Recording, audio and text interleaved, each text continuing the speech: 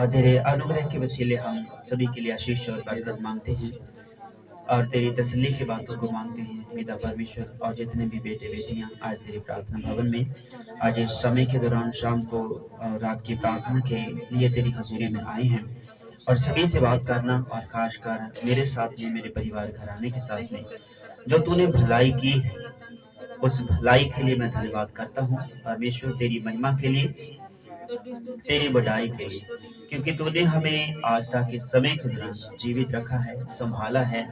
और इन्हीं सभी बातों के लिए हम धन्यवाद करते हैं पिता कि कोई भी जरूरत थी तूने पूरी की है। और आज इस समय के दौरान पिता सभी भाई बहनों के लिए और अपने टावर की इस पूरी मंडली पूरी टीम के लिए हम धन्यवाद करते हैं। तेरी तसल्ली, तेरा छुटकारा बनने पाए।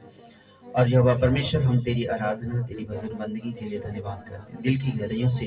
राज विशेष अनुग्रह तेरा रहने पाए, अपने बेटे बेटियों को तसल्ली देना, हर एक दुख कष्ट हर एक विलयम से बचा के रखना पिता परमेश्वर हम दुआ करते हैं। हर एक बंधन से आप आजाद करिए और प्रभु यीशु का नाम लेके हम इस प्रार्थना को मांगते हैं और यीशु मसीह के नाम में जुगान जुग आप सभी के साथ में बनी रहे और उसी का अनुग्रह सभी के जीवन में ठहरने पाए। आमीन। सभी बोलिए आमीन। हालेलुया। सभी को जाग सीखी परमेश्वर आप सभी को बरकत दे। और आज के समय के दौरान परमेश्वर ने हमें जीवित रखा है, जो सबसे बड़ी बात आपके और मेरे लिए है मेरे प्रियो। हालेलुया। क्योंकि हम जो परमेश्वर की आराधना उसकी भजन बंदगी करते हैं तो इसके बीच में कोई ना कोई कारण होता है। हालेलुया। कोई ना कोई कारण ठहरता है तभी हम परमेश्वर की हजूरी में रहते हैं, क्योंकि कोई भी मनुष्य अपनी इच्छा से हजूरी में परमेश्वर की बन नहीं सकता मेरे प्रियो। क्योंकि लगातार पूरे महीने से परमेश्वर के इन वचनों के बीच में हम मनन करते रहे और परमेश्वर की हजूरी में लगातार प्रार्थना में और उसकी हजूरी में अपने आप को नम्र करने के लिए, दीन करने के लिए प्रभु की हजूरी में बैठे और बहुत सारी बातों को हमने सीखा है कि जो बातें हमने कभी भी सोची भी नहीं थी और परमेश्वर ने वो बातें अपनी हजूरी में हमें प्रकट करके दिखाई हैं। और कल शाम के दौरान हम बात कर रहे थे अपने परिवार घराने और इसके लिए इसे मंडली से कि परमेश्वर अपने लोगों से बात करते हैं। बहुत सारे अनेक ही तरीके से परमेश्वर अपने लोगों के साथ में बात करते हैं, लेकिन कई बार ऐसा होता है कि परमेश्वर बात करना बंद कर देते हैं। आमीन। परमेश्वर बात करना बंद कर देते हैं। जैसे हमारे जीवन में हमारे भाई बहनों के साथ में कोई लड़ाई झगड़ा हो गया, उसके विषय के लिए हम थोड़ी देर के लिए उनसे बातचीत करना बंद कर देते हैं। तो ये बातें जो हैं मनन करने की हैं, सीखने की हैं गहराई से। क्योंकि यदि हम जल्दी जल्दी बोलेंगे तो वो सारी बातें क्या होंगी, ऊपर से निकल जाएंगी। इसीलिए हम ध्यान से और जो वचन पूरी बाइबल का अध्ययन करने के बाद में और जो हमने आज तक महसूस नहीं किया कभी, वो हमने रात महसूस किया उन बातों को। आमीन। आपको बताया कि परमेश्वर आवाज अपने लोगों को देते हैं, कैसे आवाज देते हैं वो भी सारा कुछ आपको बयान किया गया। और फरिश्ते बात करते हैं वो भी आप सभी को बताया गया। अपने दर्शनों के द्वारा, अपने दासों के द्वारा, अपने वचन के द्वारा परमेश्वर बात करते हैं, सभी को बताया गया। लेकिन कुछ और ही नया सा अनुभव परमेश्वर की हजूरी में हमने किया है कि परमेश्वर आपके जीवन में कई बार ऐसी बातों को उत्पन्न कर देता है कि आपको कई बार ऐसा लगता है कि परमेश्वर ने मुझे छोड़ दिया है। हालेलुया। आमीन। हम सभी को कई बार ऐसा लगा कि परमेश्वर ने हमें छोड़ दिया है। इसी तरह यीशु मसीह भी जब सलीब पर थे तो उन्होंने कहा, हे पिता, हे परमेश्वर, तूने मुझे क्यों छोड़ दिया है। आमीन। आप इधर देखिए बेटा, यहाँ पे कुछ लगा है आपके ऊपर से, ये वाला उतार दो बेटा सर के ऊपर से। आमीन। तो इसीलिए हमें देखना है कि हमें परमेश्वर ने अगर हमारी दुआ प्रार्थना सुननी बंद कर दी, परमेश्वर ने थोड़ी देर के लिए हमें मान लो अपनी हजूरी में से थोड़ा सा अलग कर दिया। तो पिछले अध्याय में भी हमने बयान किया है कि कई बार हम देखते हैं और ऊँटों की डारों को हमने देखा इसी गांव में से, हमने अपनी आंखों से अपनी जिंदगी में अनुभव किया उन बातों को कि उनका रस्सा ढीला कर दिया गया। हमने कई बार देखा कि मैदानों में जो जहाँ पे मंडी है और पशुओं की मंडी में भी कई बार हम देखते हैं और कि थोड़ा खुला रस्सा करके अपने जानवरों को छोड़ दिया जाता है ना। तो इसी रीति से तो परमेश्वर भी हमें कई बार खुला रस्सा करके छोड़ देते हैं। हमें और फिर हमें कहते हैं कि जा देख ले तू, जहाँ भी तुझे जाना है कहीं पे भी हरी घास है तो वहां पे चर सकते, जो अपनी चरगाहों में जो अपने गधियों को, अपने भेड़ों को, अपनी बकरी को ना जो लंबा रस्सा करके डाल देते हैं। और हमने देखा कि जो पशु बेचने वाले होते हैं जो खुले मैदान में रहते हैं और एक रस्सी सी बांध लेते हैं और पूरे पशुओं को एक लंबी सी रस्सी पूरे जो एरिया में फैल जाए दूर दूर तक, तो उसके गले में खुली रस्सी बांध के उसको खुला छोड़ देते हैं ताकि उसको पता चले कि मुझे कहाँ बैठना है और मालिक भी देखे कि हाँ मुझे कहाँ पर मेरे पशु जो हैं, मेरे जानवर हैं वो बैठते हैं। तो रड़ के जानवर हैं, मैदान के जानवर हैं, वो तो मैदान ही में बैठेंगे। आमीन। यदि उनको घर में ला करके बंद कमरे में रखा जाए तो वो पशु अंदर नहीं ठहरेंगे। आमीन। वो दीवारों से अपने सर को पीटेंगे। आमीन। और कई बार हमने देखा घोड़ों को जब उनको बांध दिया जाए एक जगह पे तो वो खड़े नहीं रहते, उनके गले में रस्सी नहीं डाली जाती। आमीन। घोड़े को उसके गले में रस्सी नहीं डाली जाती, ऐसे ही छोड़ दिया जाता है। पर फिर भी जब भी वो परेशान हो जाता है, काफी देर एक ही जगह पर खड़ा रहता है, तो अपने अगले पैरों से, अगली खुरियों से वो गड्ढे खोद देता है। यदि पक्का थामे हो तो उसको भी वो घेर के रख देता है वो। आमीन। क्योंकि वो कहता है कि मुझे यहाँ से बाहर निकालो, क्योंकि ये जो जानवर हैं, घोड़े वगैरह हो गए, ये जो रण के मैदान के जानवर हैं, वे बंद कमरे में बैठ नहीं सकते मेरे प्रिय। आमीन। इसीलिए परमेश्वर हमें भी कई बार ऐसा देखते हैं और फिर उन घोड़ों का मालिक उन्हें खुले तबेले में ला करके खुला छोड़ देता है कि अब घूम ले, अब ऐश कर ले, है ना, दौड़ ले। और फिर जितना भी दौड़ते हैं वो उतना ही फूलते हैं। इसीलिए परमेश्वर हमें भी कई बार फूलने फलने के लिए छोड़ देते हैं मेरे प्रिय, ताकि हम बढ़े, हम फूले। छोटे बच्चे को हम देखते हैं, इन्हीं बाइबल के बीच में से पूरे अध्ययन को जब किया तो बहुत सारी बातों का प्रकाश हुआ मेरे प्रियो, जो बताने से, बयान करने से बाहर है, लेकिन कोशिश करेंगे थोड़ी बातों को आपके सामने रखने का मेरे प्रियो। हालेलुया। जोर से बोलिए हालेलुया।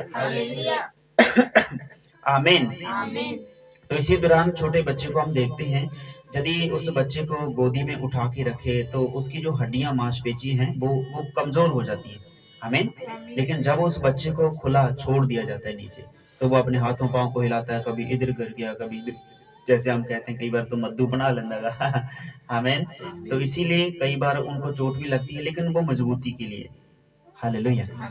इसी दौरान परमेश्वर का एक दास जो परमेश्वर के वचन के बीच में लिखा, वो भी इसी तरह बढ़ता है, बहुत बढ़ गया। और ऐसा लिखा है मेरे प्रियो कि वो अपने आसपास में जितना भी उस देश में वो रहता था, तो उस देश के बीच में से कोई भी उसके बराबरी के बराबर नहीं था, उसकी बराबरी कोई भी करने वाला नहीं था मेरे प्रियो। आमीन। और इस समय के दौरान वो इतना बढ़ गया कि कोई भी उसके मुकाबले, ना तो पशुओं में, ना नौकर चाकर में, ना पैसे में, ना धन, ना दौलत में, ना ही आराम में, ऐश में, कोई भी उसके बराबर नहीं था।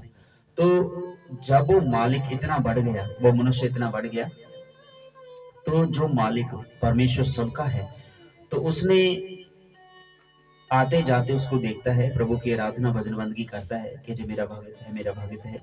तो एक बार क्या हुआ, अजूब की किताब हम निकालेंगे और उसका पहला अध्याय, उसकी 6 आयत को हम पढ़ेंगे। तो ये कई बार मनुष्य को पता नहीं चलता कि कब परमेश्वर ने हमें छोड़ दिया। और जब छोड़ते हैं कई बार तो जानवर वो आराम करने के लिए बैठते हैं, कई बार उनको कुत्ते वगैरह, और पिछले समय में जहाँ पर प्ले टावर के बाहर में कुछ पशु थे, छोटे जानवर थे, और बैल के छोटे बछड़े थे, उनको छोड़ दिया गया।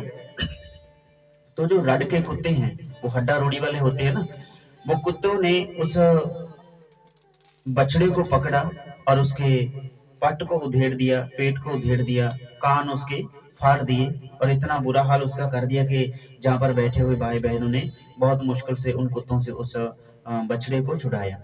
तो इसलिए कुछ बातें ऐसी होती हैं, हमारे समझ से परे हो जाती है। कब? जब परमेश्वर हमें छोड़ देते हैं मेरे प्रियो। आमीन। वो छोड़ते इसलिए नहीं है कि वो हमसे नफरत करते हैं, कई बार कुछ ऐसी बात हो जाती है। हम इसकी 6 आयत को पढ़ेंगे, अजूब की किताब पहला अध्याय, उसकी 6 आयत को हम पढ़ेंगे। भेद की बातें हैं और आराम से हम सीखेंगे बैठ के।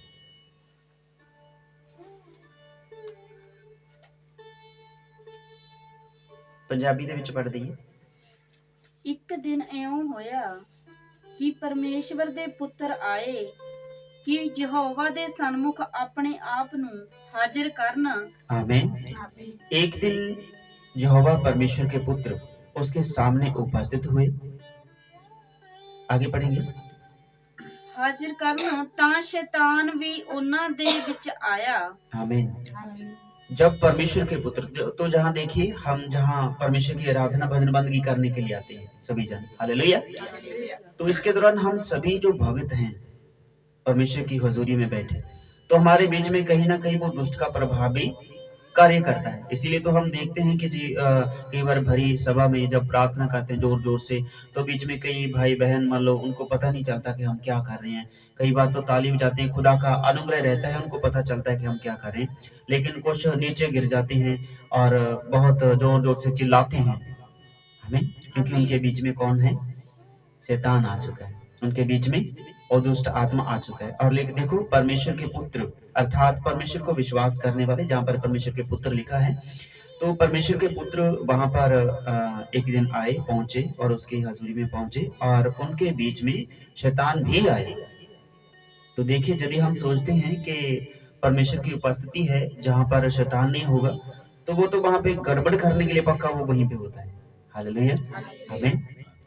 तो वहां पर दिक्कत देने के लिए, जैसे पिछले दिनों में शब्द के दिन प्रार्थना कर रहे थे, तो देखो वो बुजुर्ग उठ के आगे आया कि मैं ऊपर आ जाऊं स्टेज पे, हमें तो क्या था, उनको आने नहीं दिया गया, उनको कहा पीछे आप बैठ जाइए। तो थोड़ी देर बाद में जब प्रचार कर रहे थे, प्रार्थना कर रहे थे, तो उसके बीच में दुष्ट आत्मा क्या बोलती है कि 3 जने हम आ चुके हैं, बाकी वहीं पे हैं। आमीन। तो क्या है, 3 जने आ चुके हैं, बाकी वहीं पे हैं। कौन आ चुका है बीच में? शैतान आ चुका है। इसी आयत को दोबारा फिर से पढ़ेंगे 6 आयत को। एक दिन इयों होया कि परमेश्वर दे पुत्र आए कि यहोवा दे सन्मुख अपने आप नू हाजिर करन तां शैतान भी उन्हां दे विच आया। आमीन।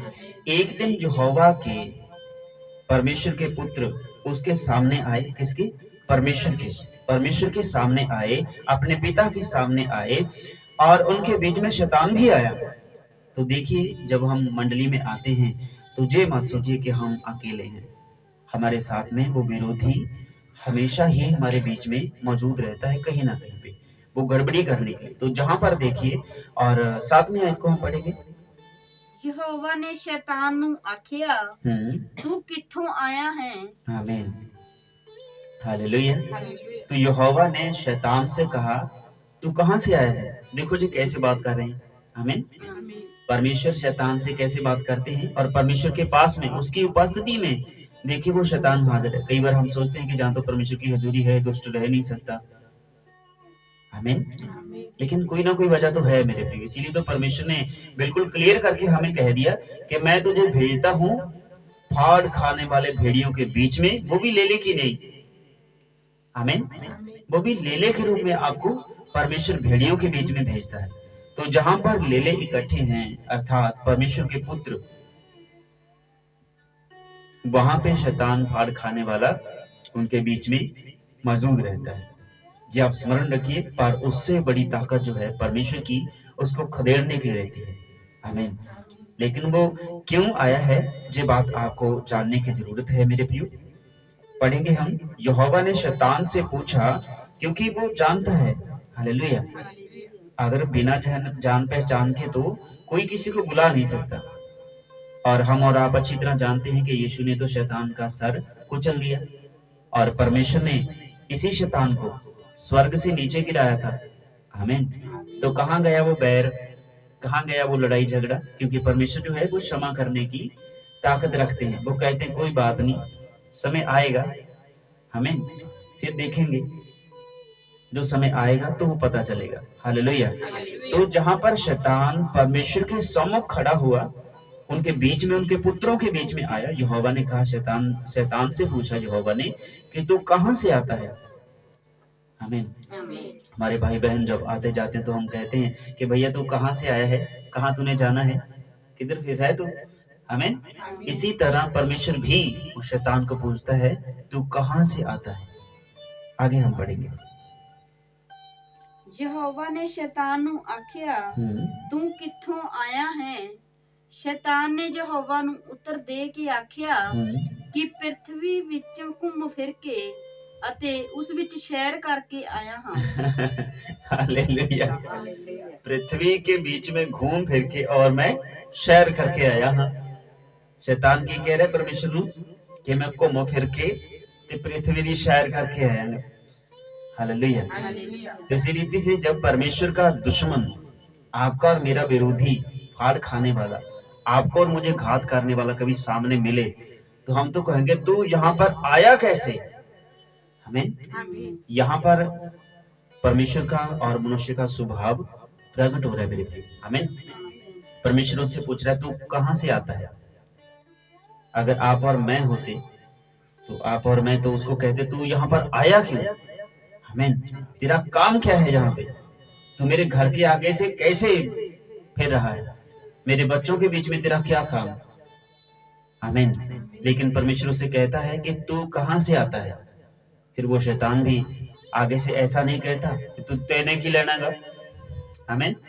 तूने क्या लेना है मुझसे, मैं जहां मर्जी फिरूं, ऐसा नहीं। उसने भी बड़े धीरज के साथ में उत्तर दिया कि मैं तो पृथ्वी की सैर करके आया हूं।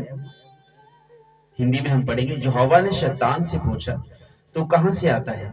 शैतान ने यहोवा को उत्तर दिया पृथ्वी पर इधर उधर घूमते फिरते और डोलते डालते आया हूं, अर्थात सैर सपाटे करते हुए आया हूं। तो मेरे प्रिय जी क्या है, आपस में बातें करते हैं। तो फिर जहां पर बात यहीं पर समाप्त नहीं हुई मेरे प्रिय, हमें ये उसी व्यक्ति के विषय में बात चली जाएगी कि आखिर परमेश्वर ने हमें क्यों छोड़ दिया था। हमें कई बार कोई विपत्ति आती है, हमें देखना है कि हो क्या रहा है, समझने की जरूरत है। हमें कई बार हमारी समझ से बातें परे चली जाती हैं, हमारी बुद्धि से परे चली जाती है कि मेरे साथ हुआ क्या। हमें लगता है कि परमेश्वर मेरे साथ विरोध कर रहे हैं, परमेश्वर मेरे साथ मेरे ऊपर नजर नहीं कर रहे हैं। आमीन। मेरी प्रार्थना सुननी बंद कर दी। लेकिन वहां पर कोई ना कोई दिक्कत होती है, कोई ना कोई ऐसी बात जो ना तो आपको पता है, ना आपके भाई बहनों को, और ना ही परमेश्वर के सेवक को, और ना ही परमेश्वर की भक्ति करने वालों को। हालेलुया। किसी को नहीं पता चलता कि क्या चल रहा है। यहाँ पर शैतान आता है, परमेश्वर पूछता है तू कहां से आया। वो कहता मैं तो पृथ्वी की सैर सपाटे करते आया हूँ, घूम फिर के आया हूँ। यहोवा ने फिर शैतान से पूछा, आगे हम पढ़ेंगे 8वीं आयत को। ਤਾਂ ਯਹੋਵਾ ਨੇ ਸ਼ੈਤਾਨ ਨੂੰ ਆਖਿਆ ਕਿ ਤੂੰ ਮੇਰੇ ਦਾਸ अजूब ਵੱਲ ਆਪਣੇ ਮਨ ਵਿੱਚ ਗੌਰ ਕੀਤਾ। आमीन। तो देखिए जहां पर शैतान तो बिल्कुल चुपचाप अपना सैर सपाटे करता हुआ, घूमता फिरता हुआ और चल रहा है, आ रहा है। वो एक दफा परमेश्वर की हुजूरी में चला गया, परमेश्वर के पुत्रों के साथ में है वो आज, है ना। आमीन। तो परमेश्वर ने देखो वहां पर शैतान ने नहीं कहा कुछ, बिल्कुल भी नहीं, उसकी हिम्मत ही नहीं है। आमीन। क्योंकि उसकी ताकत है ही नहीं कि वो आपको या फिर परमेश्वर के किसी भक्त जन को, किसी दास जन के जीवन में कोई विपत्ति लेकर के आए। हालेलुया। आमीन। जहां पर एक बड़े भेद की बात है, शैतान ने बिल्कुल नहीं कहा कि मैंने वो देखा या वो देखा वो देखा। बिल्कुल ये कहा कि मैं पृथ्वी के शोर में घूम के आया हूँ, हर एक जगह पे इधर उधर देखते हुए आया हूँ, मैं अपना आनंद करके आया हूँ। बाकी आपको पता ही है शैतान क्या करता है। आमीन। वो अपने आनंद को तो करता है, दूसरों को भी आनंद करवाता है। वो अपनी सामर्थ्य को फैलाता है, अपनी लालसाओं को लोगों के बीच में फैलाता फिरता है। लेकिन आज जब समय आया तो ये देखो परमेश्वर के पुत्रों के बीच में फिरा और परमेश्वर के सामने जा बैठा। परमेश्वर कहाँ पे रहते हैं, बोलिए तो सही, स्वर्ग में। आमीन। तो ये परमेश्वर के पुत्र कहाँ पे जा रहे हैं, परमेश्वर के पास स्वर्ग में। तो भी शैतान कहाँ पे है वहीं पर उनके बीच में, उनकी हजूरी में बैठा है। क्यों बैठा है, उसकी हिम्मत नहीं कि आ सके, परमेश्वर ने उसे आने दिया और बुलाया, एक इधर जा रहा है तो आजा आजा, इधर आजा, मुझे काम है तेरे से। आमीन। कई बार हम देखते हैं जगत में, कई बार जब कोई लड़ाई झगड़े की बातें ज्यादा हो जाती है ना, चोर चपाटे ज्यादा चोरी करते हैं, तो उन घातक चोरों को पकड़ने के लिए सरकार क्या करती है, पुलिस क्या करती है, जो छोटे वाले चोर होते हैं, छोटी मोटी चोरी करने वाले, उनको पकड़ते हैं और उनको मान लो जो भी वो चोरी चकारी करते हैं उनको कह देते कि तेरा जी हम क्षमा कर देंगे, आप उसको पकड़ाइए, जी अच्छा काम है, भला काम है, क्योंकि परमेश्वर भी तो नहीं चाहते हैं कि तू उसको बता दे। आज हम दिन में परमेश्वर के वचन में से सीख रहे थे कि परमेश्वर ने अपने दासजनों को कहा है कि तुम जाकर जो दुष्ट लोग हैं उनको बताओ, आमीन, उनको बताओ कि तुम्हारे लिए ये काम अच्छे नहीं है। यदि वो अपने गुनाहों से पश्चाताप करते हैं और वापस आते हैं तो उसका प्रतिफल मैं तेरे ज़मीन डाल दूंगा। आमीन, सही बात है, किसी को सुधारना अच्छी बात है, भली बात है। तो वो संदेश दिए हैं कि तुम उस बड़े चोर को पकड़ने के लिए, उस घातक मरी फैलाने वाले को पकड़ने के लिए हम तेरे घराने का सुधार करेंगे, हम तेरी मदद करेंगे, तो उनको पकड़ने में हमारी मदद कर। आमीन। तो उनके बीच में शर्त लगी, वो चले गए और उनको पकड़ लिया। लेकिन जहां पर कुछ अलग ही हो रहा है मेरे प्रियो, आमीन, शैतान ने यहोवा से कहा, मैं पृथ्वी पर इधर उधर घूमते फिरते और डोलते डालते आया हूं। यहोवा ने शैतान से पूछा, क्या तूने मेरे दास अय्यूब पर ध्यान दिया है? यहाँ पर शैतान ने तो कुछ भी नहीं कहा, आमीन, कि मैं उसके पास में गया, जा मैंने उसके पास में गया। उसने बिल्कुल भी नहीं कहा मैं अय्यूब के पास में गया था, वो तो तेरी बड़ी भक्ति करता है, बिल्कुल भी नहीं कहा। आमीन। आगे हम इन बातों को देखेंगे मेरे प्रियो कि कहां पर चक्कर पड़ा, जहां पर शैतान अपने काम को शैतानी को करते हुए जा रहा है। शैतान अभी देखिए वो क्या चाहता है, वो तो चाहता ही ऐसे काम है कि लोगों को तंग करे, लोगों को परेशानी में डाले, विपत्ति में डाले, उलझन में डाले, ताकि लोग क्या करें, परमेश्वर की निंदा करें। तो जहां पर तो परमेश्वर ने खुद ही बोल दिया कि मेरी निंदा करवाओ। आमीन, समझ में आ रहा है सारे को? हालेलुया। इसीलिए ध्यान में देने की जरूरत है, ध्यान देने की जरूरत है। तो यहाँ पर शैतान की हिम्मत नहीं कि वो अपनी शैतानी करे, जहां पर परमेश्वर उसको कह रहे हैं कि जाओ तुम शैतानी करो। आमीन, ध्यान देंगे। शैतान ने यहोवा से कहा, मैं पृथ्वी पर इधर उधर घूमते घुमाते फिरते डोलते डालते आया हूं। फिर यहोवा ने उससे कहा, पूछा, क्या तूने मेरे दास अय्यूब पर ध्यान दिया है? तो क्या है, परमेश्वर खुद कह रहे हैं कि मेरे दास को देखो, उसके ऊपर ध्यान दो। हम इस आयत को पढ़ेंगे, पंजाबी में पढ़ देंगे हम। ਤਾਂ ਯਹੋਵਾ ਨੇ ਸ਼ੈਤਾਨ ਨੂੰ ਆਖਿਆ ਕਿ ਤੂੰ ਮੇਰੇ ਦਾਸ ਅਯੂਬ ਵੱਲ ਆਪਣੇ ਮਨ ਵਿੱਚ ਗੌਰ ਕੀਤਾ, क्योंकि पृथ्वी विच ओदे जिहा कोई नहीं। आमीन। क्योंकि उसके तुल्य खरा और सीधा और मेरा भय मानने वाला और बुराई से दूर रहने वाला मनुष्य और कोई नहीं है। परमेश्वर ने खुद उससे कहा कि तू उसको देखा तो मेरा भक्त है। देखा तूने, पूरी दुनिया को देख लिया। जैसे हम कह देते हैं कि तू कहाँ से आता है, वो कहता वहां पे, तूने वहां पर वो चीज देखी क्या? वो कहता नहीं मैंने तूने नहीं। अरे तूने वो नहीं देखी तो क्या नहीं, क्या देखा तूने, है ना, बोल देते हैं ऐसा। अगर वो नहीं देखा तो क्या देखा, वो तो देख के आना था तुझे।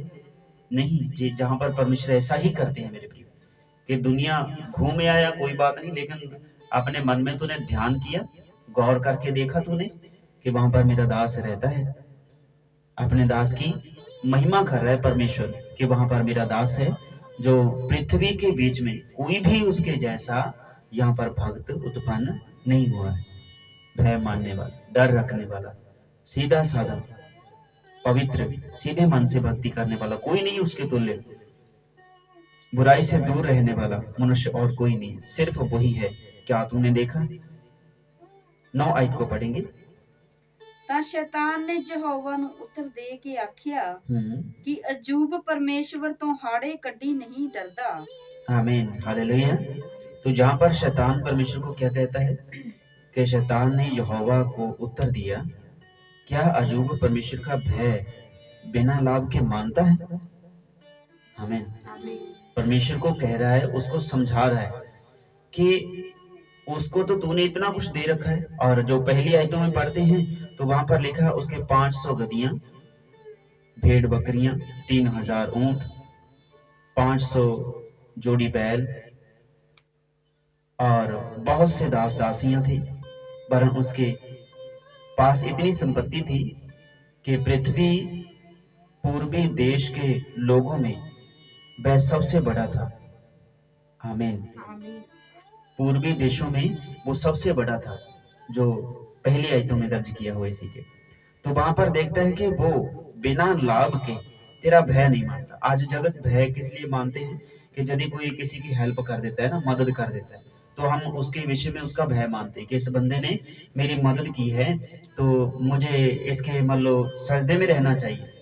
हमें अपने लिए जैसे कह लें खरीद लेता है कोई, है ना, हमें, तो उसी लिए उसी तरह तो यहाँ पर परमेश्वर ने उसे आशीष इतनी दी है कि वो परमेश्वर का भय मानता है। लेकिन परमेश्वर ने तभी उसको इतना कुछ दिया था क्योंकि वो परमेश्वर का भय मानता है और सच्चा है, सीधा साधा है, बुराई से दूर रहने वाला मनुष्य है। आमीन। शैतान ने यहोवा को उत्तर दिया, क्या अजूब परमेश्वर का भय बिना लाभ के मानता है? आमीन। कि परमेश्वर का भय जो अजूब है तभी मानता है क्योंकि हे परमेश्वर तूने तो उसे इतना कुछ दे लिया, तभी तो तेरा भय मानता है। आमीन। 10वीं आयत, क्या तूने उसको और उसके घर की ओर जो कुछ उसका है उसे चारों ओर बाड़ा नहीं बांधा? आमीन। और जो कुछ तूने अजूब को दे रखा है तूने उसके चारों ओर अपना बाड़ा बांध रखा है, तभी तो वो तेरा भय मानता है, कोई उसको छू ही नहीं सकता। आमीन। तभी तो वो तेरा भय मानता है। क्या तूने उसके और उसके घर की ओर जो उसका है उसके चारों ओर बाड़ा नहीं बांध रखा, इसीलिए वो तेरा भय मानता है। तूने तो उसके काम पर आशीष दी है और उसकी संपत्ति देश भर में फैल गई है। तूने इतनी आशीष दी है कि पूरे देश में उसकी संपत्ति जो फैली हुई है, पूरे देश में उसके जैसा कोई भी नहीं है, इतनी संपत्ति तूने दी, इसीलिए वो तेरा भय मानता है।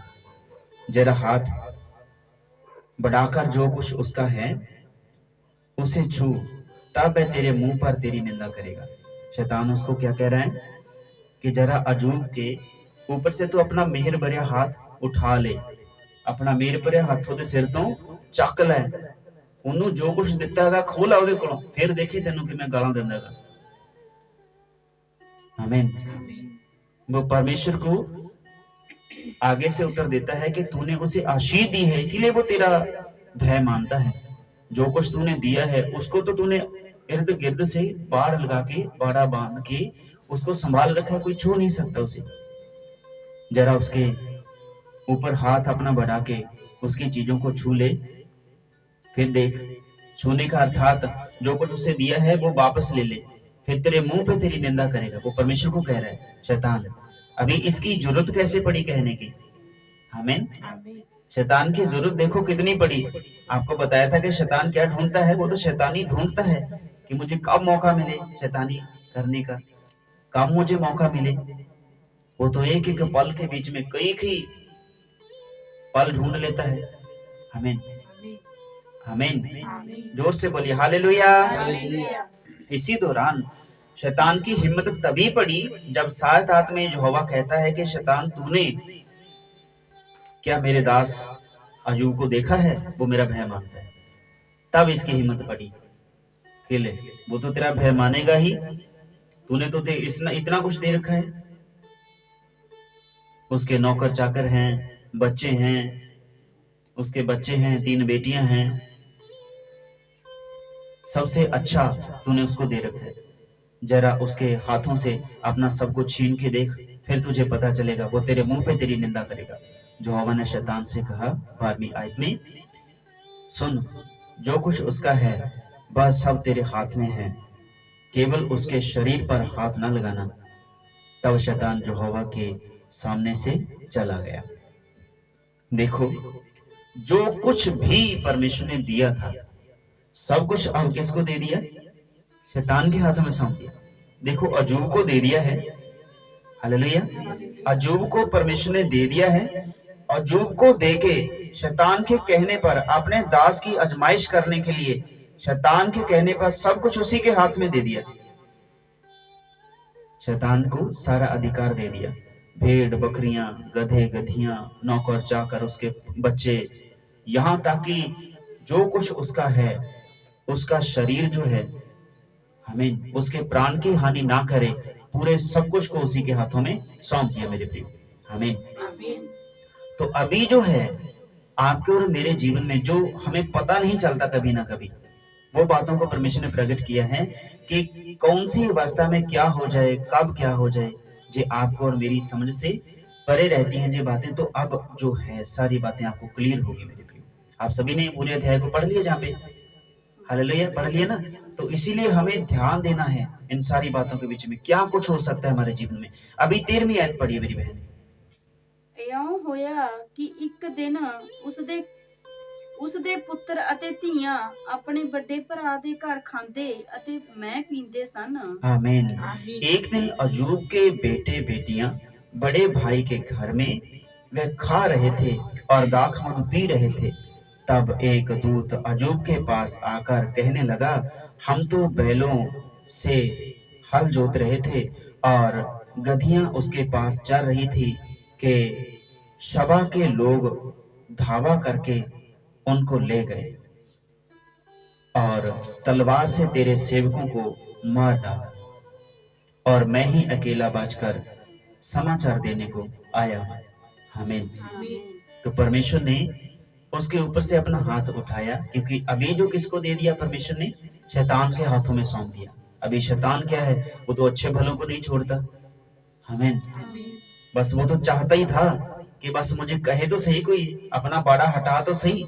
आपके और मेरे जीवन में यदि सुरक्षा है तो मेरे प्रिय वो सिर्फ परमेश्वर का बांधा हुआ बाड़ा है। हालेलुया। तभी आप और मैं सुरक्षित हैं, तभी आप और मैं परमेश्वर की आशीष, उसकी बरकत का आनंद ले सकते हैं। यहाँ पर परमेश्वर ने ऊपरली आयत में शैतान के हाथों में सबको सौंप दिया, और सौंपने के बाद तुरंत ही एक दिन ऐसा आया कि उसके बेटे बेटियां अपने बड़े भाई के पास में और खाना खा रहे थे, दाखमधु पी रहे थे। तब एक दूत जो है उनका नौकर है वो आया खेत से कि हम तो वहां पर अपने काम काज में लगे हुए थे और वहां पर दूसरे लोग आए दूसरे राज्य के, उन्होंने धावा बोल दिया, उन्हें तलवारों से सब कुछ मार दिया। आमीन। वो सभी पशु जानवर अपने साथ में ले गए और सिर्फ मैं ही भाग कर आया हूँ समाचार देने के लिए कि उनको मार दिया गया। फिर यहीं पर बात समाप्त नहीं होती मेरे भाई मेरी बहन। वह अभी यह कह ही रहा था कि दूसरा भी आकर कहने लगा, परमेश्वर की आग आकाश से गिरी और उसने भेड़ बकरियां और सेवक जलकर भस्म हो गए। आमीन। और मैं ही अकेला बचकर तुझे समाचार देने आया। अयूब के पास में दो व्यक्ति आए, दोनों ने समाचार ऐसा दिया कि मानो समाप्ति हो गई, खुद ही अपनी जान बचाकर भाग के वहां से आए हैं। जे भी तब आए क्योंकि जे भी शैतान ने छोड़ दिए, जे भी शैतान ने छोड़ दिए कि जा बता के आ उनको, अयूब को बता के आ कि तेरा सब कुछ बर्बाद हो गया। नहीं, एक एक इतने जने बर्बाद कर दिए, मार दिए, घात कर दिए, तो एक को क्यों छोड़ता? वो सिर्फ दसने के लिए, हमें बताने के लिए, समाचार सुनाने के लिए छोड़ दिया कि जा बता के आ, क्योंकि वो दुख देना चाहता है। यदि अयूब को पता ही ना चलता कैसा दुख उसको, हमें उसको सुनाने के लिए वो चला गया।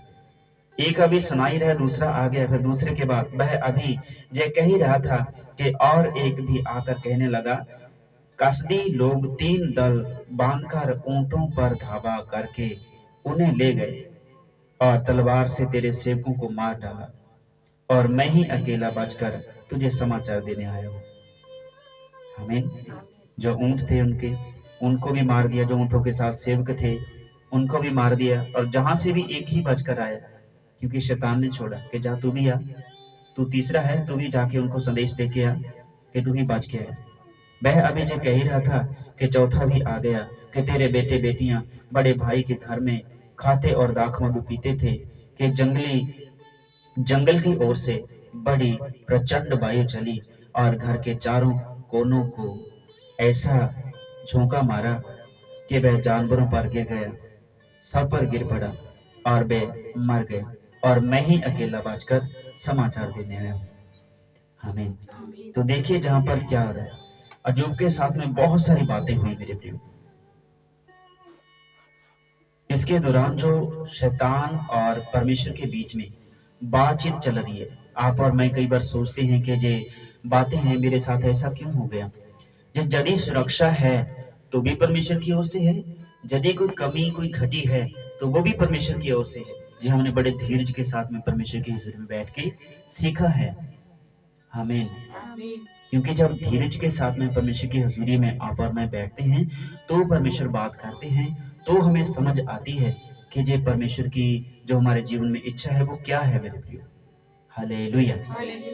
जहां पर शैतान की हिम्मत कब हुई, जब उसको परमेश्वर ने कह दिया कि जा देख वो मेरा सेवक है, तब शैतान की हिम्मत हुई। सब कुछ जो कुछ उसको दिया था शैतान को दे दिया परमेश्वर ने कि जा अब तक अजूब का था, अब मैं तुझे देता हूँ, बस उसके प्राण मत निकालना, बाकी जो कुछ तेरे हाथों में है वो तेरी इच्छा है, जैसा तू करना चाहता है कर दे। एक ही दिन में वो तो इतना सब कुछ पूरी जिंदगी में बनाया होगा बेचारे ने, अजूब ने मेहनत करके अपनी मजदूरी करके। आमीन। क्योंकि पैदा होते ही तो मनुष्य ऐसा नहीं होता। तो अगली आयतों में जब पढ़ते हैं तो सब कुछ सुनने के बाद में अजूब झट से उठा और बिरलाप करने लगा और अपने कपड़ों को फाड़ लिया, सर में राखी को डाल लिया, मिट्टी में बैठ गया। आमीन। तो कहने लगा कि मैं नंगा ही अपनी माता की कोख से आया था और अब नंगा ही मर मिटूंगा, जो कुछ परमेश्वर ने दिया था वो ले गया। आमीन। तो यहाँ पर क्या है मेरे, अजूब का धीरज हमने देखा। आमीन। उसके जीवन में जो कुछ था वो कहने लगा मैं ऐसा ही आया था, ऐसा ही चला जाऊंगा, खाली हाथ आया था खाली चला जाऊंगा, जो कुछ मुझे परमेश्वर ने दिया था उसी का है वो ले गया। देखो कितनी बड़ी इसकी धीरज की बात हमने देखी है मेरे प्रियो। इतना बड़ा धीरज परमेश्वर के बिना और कहीं नहीं। हालेलुया। क्योंकि परमेश्वर ने क्या कहा था शैतान को, इतना बड़ा भक्त, मेरा भय मानने वाला, मेरा डर रखने वाला इस पूरी दुनिया में कहीं नहीं है। हालेलुया। और इसके दौरान परमेश्वर ने जो कुछ उसको दिया था वो सारा कुछ शैतान के हाथों में दे दिया। क्यों दे दिया? क्योंकि वो शैतान को दिखाना चाहता था परमेश्वर कि मेरा दास यदि उसके पास में बहुत कुछ है तो भी धन्यवाद करेगा, यदि उसके पास कुछ भी नहीं है तो भी धन्यवाद करेगा, तू देख ले, तू जमा ले। आमीन। तो जहां पर परमेश्वर के कहने से शैतान उसके पुत्रों के बीच में आया और फिर उसे कहता है कि तू जा देख वो है मेरा सेवक। परमेश्वर के कहने से, परमेश्वर के हाथ करने से वो गया और सब कुछ ले गया। लेकिन अजूब के पास में आगे बहुत सारी विपत्तियां आती हैं, बहुत सारी दिक्कत का सामना, ये यहीं पर समाप्त हो जाती है बात। हमें ये यहीं इतनी पहले अध्याय में यहीं तक समाप्त हो जाती है कि जो कुछ हो गया। लेकिन उसके बाद पूरे बाकी अध्यायों में अजूब पूरा ही विलाप करता रहता है परमेश्वर के आगे, बता मुझे मेरी क्या गलती थी, कहाँ पर मेरा पाप है, मुझे बता तो सही, जे क्या ऐसे है ऐसे है, यदि मेरे बीच में कोई पाप है मैं जानता हूँ, मेरी खराई से चला हूं मैं, तू देख मुझे जांच मुझे परख। आमीन। कितनी ही बातों को परमेश्वर के इस दास ने कहा, लेकिन परमेश्वर को बुरा नहीं कहा इसने। आमीन। फिर इसकी पत्नी भी आती है, वो भी बातें करती है कि तेरा सब कुछ चला गया, वो भी चले, है ना, सब कुछ बर्बाद हो गया। लेकिन परमेश्वर कहता है, ये परमेश्वर का दास, इसके दोस्त मित्र जब आते हैं वो भी इसके साथ में जब आते हैं कि आइए चलो अजूब के बारे में सुनते हैं कि उसके साथ में ऐसा हो गया, चलिए हम उसका दुख बांट कर आते हैं, उसके साथ में उसका दुख बटा कर आते हैं। दुख बांटने से, सुनने सुनाने से कम हो जाता है। लेकिन जब इसके दोस्त मित्र अंग साख वाले दूर दुराडे से आए तो मेरे प्रियो वो क्या देखते हैं, अजूब को दूर से देखते हैं, वो पहचान में नहीं आ रहा। आमीन। कभी वो सुंदर वस्त्र पहने हुए, अपने सर के ऊपर ताज लगाए हुए, पांव में जूती, हाथों में शाम छल्ले, वो सोने के कड़े पहने हुए। आमीन। वो ठाठ से बैठा हुआ दाख मधु पी रहा है कभी तो, लेकिन आज वो सारा उसका जो रूप था मिट्टी में मिल चुका है, पूरा बदन फोड़ों से भरा पड़ा है। आमीन। और एक पत्थर को लेकर के हाथों में, ठीकर को लेकर के अपने बॉडी को खुजली कर रहा है, वो अपने फोड़ों को, अपने सर में जो खाक होती है, राखी होती है, वो डाल रहा है, अपने पूरे शरीर पे लगा रहा है। वो मिट्टी में बैठा है वहां पे अपने आप को तसल्ली देने के लिए, ताकि आराम मिले।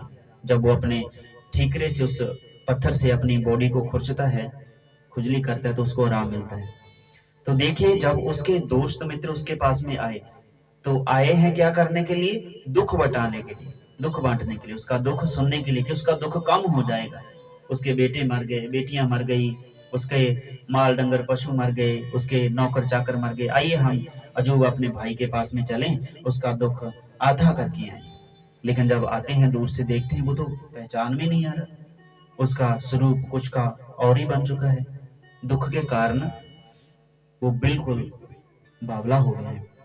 आज वो इतना दिक्कत में है कि उसकी पूरी बॉडी पहचान में नहीं आ रही, पूरा शरीर गल चुका है, लेकिन सिर्फ क्या है, उसके पास सिर्फ प्राण है जो जीवित है। बस शैतान को यही तो परमेश्वर ने कहा था कि बस उसको मारना मत, और जो कुछ है तेरे हाथों में सौंपता हूं। तो शैतान ने जो कुछ करना था सब कुछ कर दिया, हमें बस उसकी जान नहीं ले सका, क्योंकि जान जो है, लिखा है जीवन और मरण परमेश्वर के हाथों में है, वो शैतान के हाथों में नहीं है।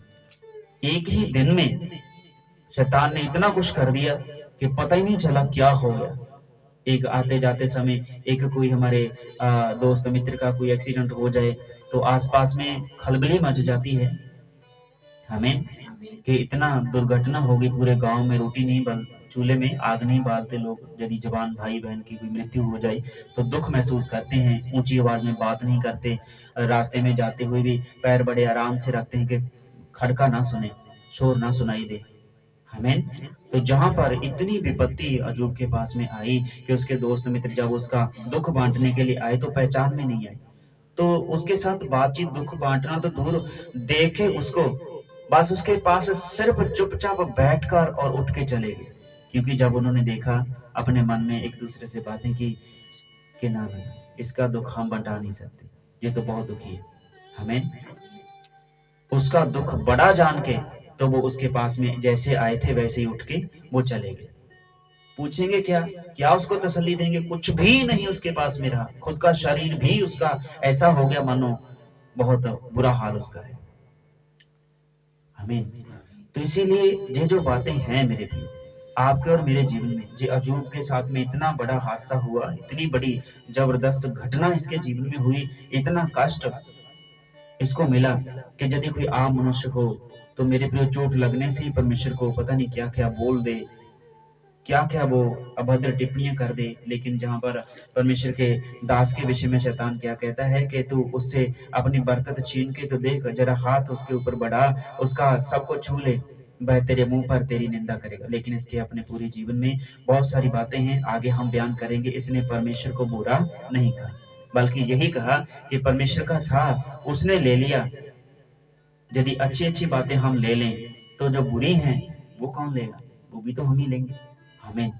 तो इसीलिए यदि परमेश्वर आपके जीवन में कोई ऐसी बात को लेकर के आता है तो वहां पर आप ना तो शैतान को दोष दे सकते हैं, ना ही परमेश्वर को दोष दे सकते हैं, क्योंकि ये एक जंग है जो परमेश्वर की और शैतान के बीच में है, और परमेश्वर के लोगों की और शैतान के लोगों के बीच में ये लड़ाई झगड़ा है मेरे प्रियो, हालेलुया।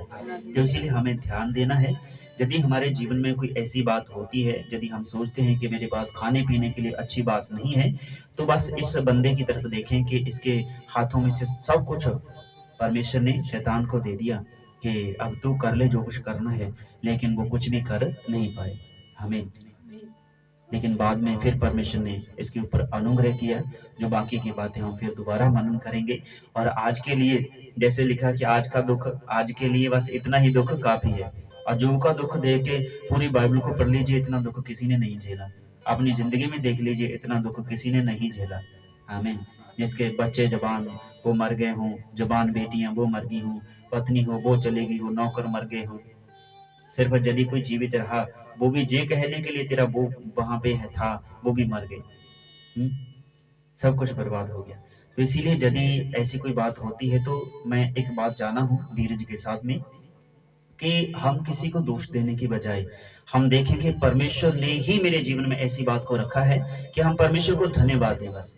अजूब ने इतना सब कुछ सहने के बाद भी यही कहा कि परमेश्वर का था वो परमेश्वर ही हमसे ले गए।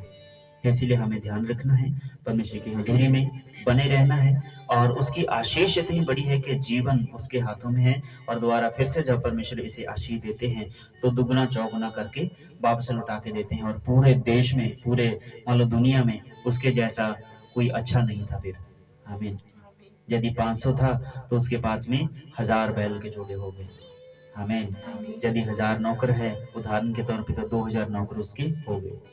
यदि 700 बकरियां हैं तो मेरा ख्याल है 1400 बकरियां भेड़ बकरियां परमेश्वर ने उसे दे दी है।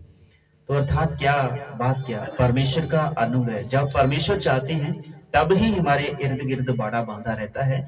जब परमेश्वर की इच्छा हो तो वो बाड़ा टूटता है। हमें देखना है कि हमें बाड़े में रहना है या फिर बाड़े के बाहर में रहना है। जो शुरुआती समय में बात की थी कि कई बार हम देखते हैं कि मैदानों में, रड़ों में जो जानवर को बांधा जाता है छोटी रस्सी से, कई बार उनकी रस्सी बड़ी कर देती है कि जहाँ पे खाना पीना है, उसने चारा लेना है, अपना आहार ले ले। लेकिन कितनी भी लंबी रस्सी डाल दे वो आके अपने मालिक के मंजी के पास में बैठते हैं वो। आमीन। इसीलिए आपको और मुझे दुनिया में कहीं भी परमेश्वर ले जाए तो आपको और मुझको आना तो वहीं पे है, परमेश्वर की हजूरी में आना है, परमेश्वर के भवन में आना है। इसीलिए प्रार्थना करने के लिए, संगति करने के लिए आप कहीं भी चले जाएं, कोई दिक्कत नहीं है, लेकिन आना हमें परमेश्वर के चरणों ही में है जहां पर उसने अपने स्थान को बनाया हुआ है मेरे प्रियो। इसीलिए हम परमेश्वर का धन्यवाद करते हैं कि उसने हमारे जीवन में ये समय दिया, ये जो अभी तक हम सलामत हैं, तो ये परमेश्वर का वाड़ा बांधा हुआ है। क्योंकि परमेश्वर ने किसी शैतान को हिम्मत नहीं, मतलब उसको कहा नहीं कि तू मेरे दास को देखा है या नहीं। हमें नहीं तो फिर ये शर्त लग जाएगी और फिर ऐसी बातें होनी शुरू हो जाती हैं। यदि कोई ऐसी दिक्कत परेशानी आती है तो मेरे प्रिय जी, परमेश्वर की और शैतान के बीच में लगी हुई शर्त, उनके बीच में हुए वाद विवाद, उनके बीच में हुई वार्तालाप के कारण ही ऐसी बातें होती हैं। यदि कोई बीमार होता है, यदि कोई परेशान होता है तो ये बस वही बात है। आमीन। इसीलिए हम परमेश्वर को बुरा कभी ना कहें, ना हम विरोधी शैतान के ऊपर मान लो कोई टिप्पणी कर सकते हैं, क्योंकि वो उसी का है सब कुछ, उसी के बिना कुछ भी नहीं होता। जैसे हम कहते हैं पत्ता भी उसके बिना हिलता नहीं है। इसीलिए आप और मैं यदि जीवित हैं तो जय परमेश्वर की करुणा है। यदि आपका और मेरा घर, बच्चे सलामत हैं तो परमेश्वर का बांधा हुआ बाड़ा है कि उस बाड़े के अंदर में हम हैं और हम सुरक्षित हैं।